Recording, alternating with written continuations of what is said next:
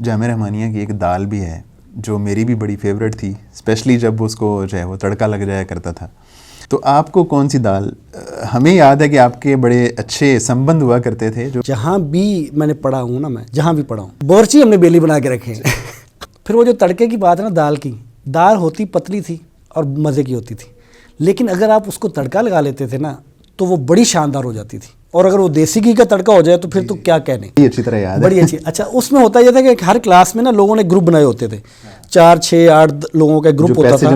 وہ سارے پیسے جمع کرتے تھے. اس کا کوئی گھی آتا تھا، کچھ پیاز آتا تھا، کوئی مرچی آتی تھی کوئی. اور کچھ لوگ ایسے بھی تھے جو اپنے تعلق کی بنیاد پہ وہاں سے بھی لے لیتے تھے. یہ جو تڑکے کی دال تو بڑی شاہی دال تھی.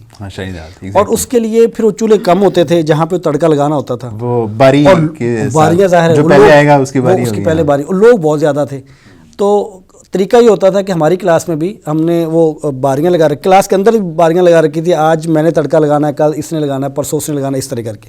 تو جس دن تڑکا لگانا ہوتا تھا نا، تو اس نے اس دن آخری جو ہمارا لیکچر ہوتا تھا وہ ختم ہونے سے 10 منٹ 15 منٹ پہلے استاد جی سے نظر چرا کے کلاس روم سے نکلنا ہوتا تھا کہ جا کے وہ جو چولہا اس کے اوپر اینٹ رکھ کے آ جائے، یا وہاں جا کے اپنا کام شروع کر دے یا اینٹ رکھ دے تاکہ باری وہ پکی ہو جائے. پکی ہو جائے. سو یہ کام تڑکے لگائیں اور بڑے خوب اور بڑی موج سے کھائیں.